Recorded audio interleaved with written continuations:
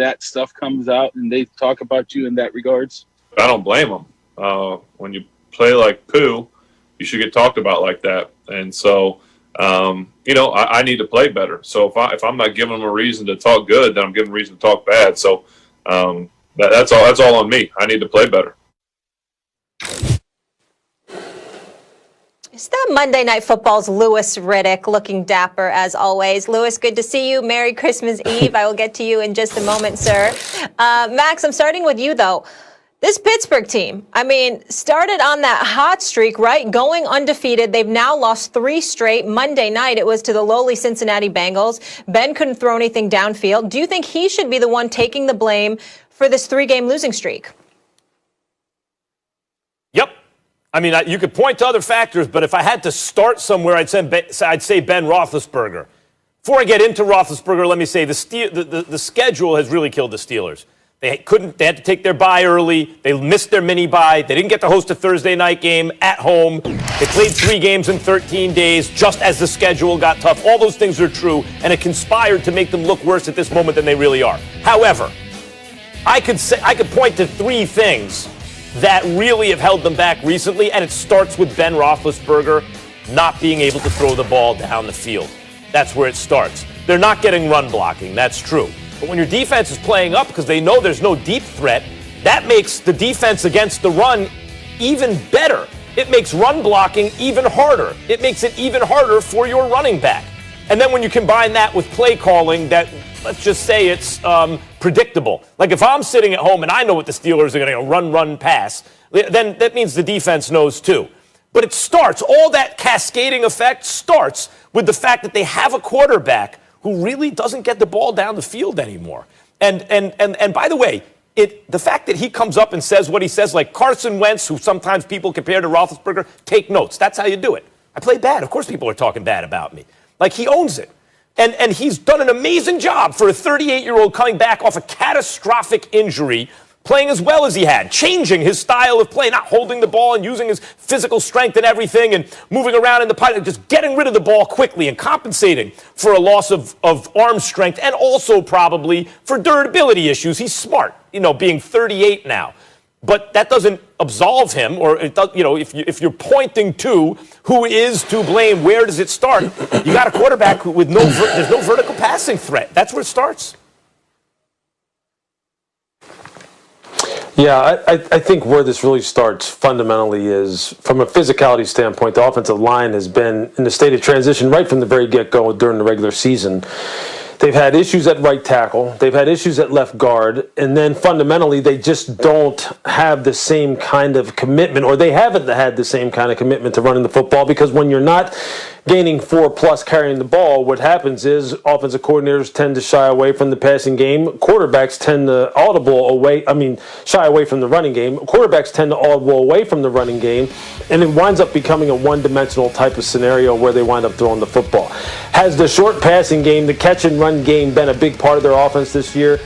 Yeah. Why? Because of issues with pass protection, so they start to throw the ball short because they don't want to get the quarterback hit. Now, as they know that teams start to then kind of come down and suffocate the passing game, what happens? Because, then they have to start taking some shots down the field, and admittedly, especially over the past couple of weeks, and especially on Monday night, Ben hasn't hit some of those deep shots, although they have been there. They have the people to get down the football field, but they have missed them. But if you really want to lay blame at what is going on with this offense in particular, it started all the way back in the beginning of the season with the offensive line just not being characteristic of the same types of lines that they have had in the past.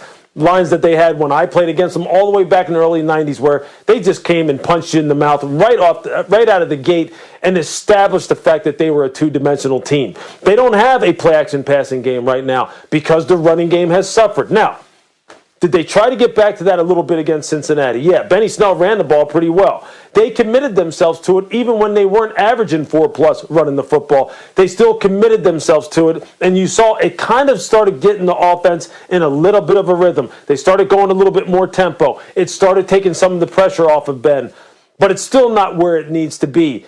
And the last thing I'm going to say is this. Even during that 3-game losing streak, how many times do you see wide receivers dropping footballs? Their margin for error is like this, offensively overall. It's like that when the wide receivers are dropping the football. Ben needs to do his part, but this really starts up front like it always does for most football. Well, like it does usually for most football teams. And I don't know if they're going to get that corrected. I don't think they're going to get that corrected. So what this means for Pittsburgh is this. If they have any chance of going ahead and winning the division still, and then winning more than one playoff game, Ben has to be darn near perfect. The receivers cannot drop footballs. Otherwise, there's just too much pressure on the rest of the football team, and they may be a one-and-done type of scenario. Well, Deontay's got to hold on to the football, right? And Tomlin, what was it? They even mentioned it on the broadcast a couple of weeks ago. You know, Tomlin's the type of, if you can't catch the football, you know, I'll just get someone who can catch the football. That's legit, Lewis. What I'm curious about what you're saying is, you said, look, they have guys who can get down the field. Are you saying that because the offensive line is not giving Roethlisberger enough time, that compounds the situation because he's going to take a hit because there's no time for guys to get open down the field, and therefore they're going to the short passing game? Well, what I'm saying is, in order to push the ball down the field, you have to hold the ball longer. The longer you hold the football when your offensive line is compromised, as you saw against the Bengals, the more your quarterback's going to get hit. Do you really want Ben getting hit that much, is what I'm saying. So you say, look, what's the happy medium here? Well, let's go with more 3-5 step, get the ball quick, get it into the hands of these wide receivers so they can catch and run. That was working for them to the tune of 11-0. All right, that was working. But then what happens is, if teams know you have to get the ball out fast because you're afraid of your quarterback getting hit, corners are going to start creeping forward. They're going to start sitting on your short and intermediate game, and then they start suffocating that too. Jumping routes, yeah. So then Ben hasn't had a whole lot of reps throwing the ball down the field. So then when they ask him to do it, he's missing guys. I mean, he missed them on Monday night. They had multiple shots Monday night, and he just flat out missed them. And then there was other times where he was trying to push the ball down the field, and he was getting rocked. So they're in a bad spot right now. There's no question about it. They're in a bad spot.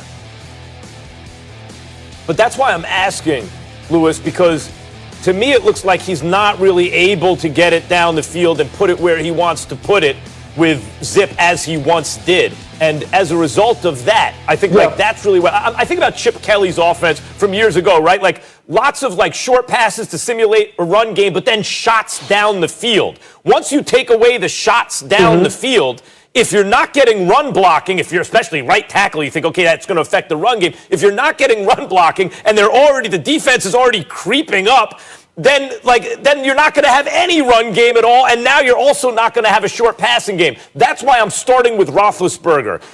Are you saying that he actually could be a vertical passing threat if he had better blocking up front? Well, I'm saying that it would probably be a little bit more competent. I'm not taking anything away from your assertion that he hasn't been accurate down the field. I mean, we see that. It's been a problem. He has missed some of those shots. He's also hit some here early in the season. Thinking back to the Philadelphia game where Chase Claypool went crazy. He had some nice deep balls, plus 20, plus 25-yard throws there. It's just the consistency with which he's able to do this. What I'm saying, though, is this.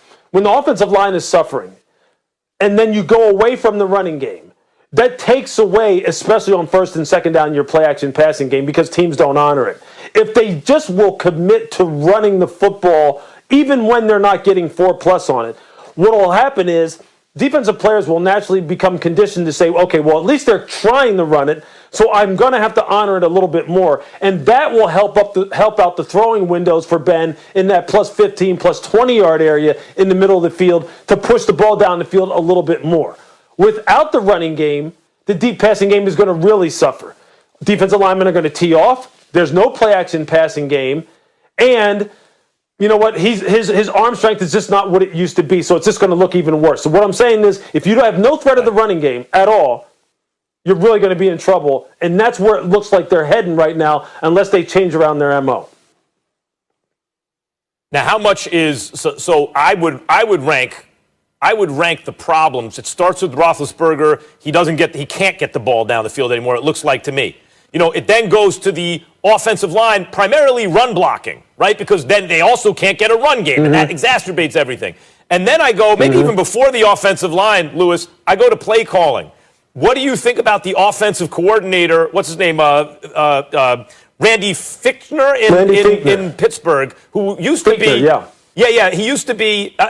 Yeah. He used to be Roethlisberger's quarterback coach not all that long ago before he got the job. But I'm sitting at home thinking if I'm sitting on my couch going, this offense is predictable. I imagine that defensive coordinators feel the same way. What are your thoughts?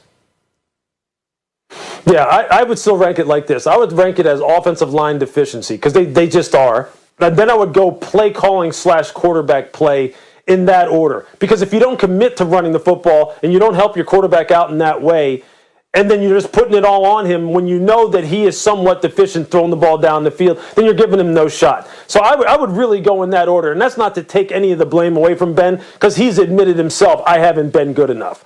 But look, when you're an aging quarterback like this, you need the help of a fundamental running game, which is spurred by offensive line capturing the line of scrimmage. And they just don't have the consistency with that. So I think it trickles downhill that way. Offensive line, play calling, then on to Ben. And don't forget, up until last week, the receivers were really letting him down in some big spots. And to Deontay Johnson's